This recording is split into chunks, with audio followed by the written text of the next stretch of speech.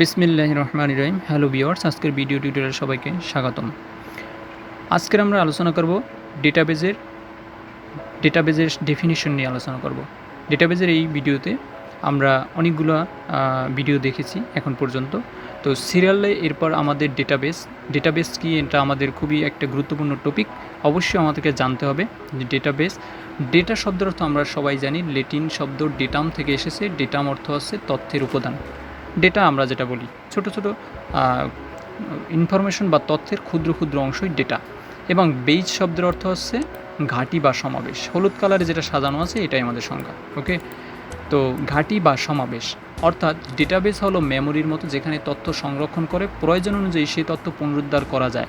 মানে অনেকগুলো ডেটা যেখানে থাকবে তাকে আমরা ডেটাবেস বলবো। ডেটাবেস যেখানে ডেটার সমাবেশ থাকবে, অনেকগুলো ডেটা একসাথে থাকবে, তাকে আমরা ডেটাবেস বলবো। যেমন এখানে ছোট্ট একটা পিকচারের সাহায্যে আমরা যদি বোঝার চেষ্টা করি যে এখানে সাধারণত খাতার মতো এখানে চিহ্ন দেওয়া আছে, এখানে অনেকগুলো ডেটা আছে মনে করি। এরকম অনেকগুলো ডেটা এখানে এখানে সমাহিত আছে। যেমন এটা এখানে অনেকগুলো ডেটা, এখানে অনেকগুলো ডেটা, এখানে অনেকগুলো ডেটা, এরকম অনেকগুলো ডেটা এখানে রাখা আছে। তাই এটাকে বলবো আমরা ডেটাবেস। এরপর ডেটাবেসের এখানে একটি আমি সংজ্ঞা রেখেছি যে ডিবিএমএস কি, ডাটাবেস ম্যানেজমেন্ট কি। ডেটাবেস আমরা শিখলাম, তার ডেটাবেস ম্যানেজমেন্ট সিস্টেমটা কি। ডিবিএমএসের পূর্ণরূপ হলো database management system. Database management system হলো পরস্পর সম্পর্কযুক্ত ডাটা, তথ্য, রেকর্ড অ্যাক্সেস, সংরক্ষণ, নিয়ন্ত্রণ, পরিচালনা করার জন্য প্রয়োজনীয় প্রোগ্রামের সমষ্টি। অর্থাৎ আমরা এখানে সংজ্ঞা বলতে পারি এরকম যে সফটওয়্যার ডেটাবেস তৈরি করতে, ডেটাবেস পরিবর্তন করতে, ডেটাবেস সংরক্ষণ করতে ও পরিচালনার কাজে সবসময় ব্যবহৃত হয়, তাকে ডেটাবেস ম্যানেজমেন্ট সিস্টেম বলে। যেমন এখানে ছোট একটা পিকচার আছে, যেমন ডেটাবেস। ফার্স্টে এখানে আমরা কি দেখতে পাচ্ছি, ডেটাবেস। এরপর সেখান থেকে ডিবিএমএস, মানে ডেটাবেস থেকে হয় ডিবিএমএস, ডাটাবেস ম্যানেজমেন্ট সিস্টেম। অনেকগুলো ডেটাবেস যেখানে আছে সেটাকে ম্যানেজ করে ডিবিএমএস। এরপর সেখান থেকে আমরা অ্যাপ আমরা অ্যাক্সেস করতে পারি। এখানে আরও ক্যাটাগরি আসতে পারে। তাহলে ডিবিএমএস এর ফুল মিনিং কি, ডেটাবেস ম্যানেজমেন্ট সিস্টেম। এরপর ডেটাবেস ম্যানেজমেন্ট সিস্টেমের কাজ কি। ডেটাবেস ম্যানেজমেন্ট সিস্টেমের কাজ হলো ডেটাবেস তৈরি করা, ডাটাবেস ইন্টিগ্রেশন করা, নতুন রেকর্ড সংযোজন করা, হয়তো নতুন স্টুডেন্ট আসতে পারে, তাদের নতুন আপডেট তথ্য আসতে পারে, সেগুলো আমরা সংযোজন করব।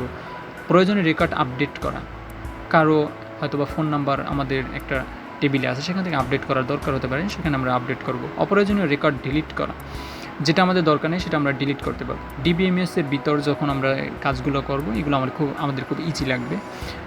তাই ডিবিএমএসের কাজ এরকম: ডেটার নিরাপত্তা নিশ্চিত করা, রিপোর্ট তৈরি করা, নির্দিষ্ট ডেটা অনুসন্ধান করা, ডেটাবেস রক্ষণাবেক্ষণ করা। বাট ডিবিএমএসের সুবিধা, এগুলো এসএসসি পরীক্ষার জন্য খুবই ইম্পর্টেন্ট, তাই আমি বলছি। ডিবিএমএসের সুবিধাসমূহ: ডেটার বাহুল্য কমায়, মানে বাহুল্য বুঝিত, বাহুল্য হলো অতিরিক্ত তথ্য।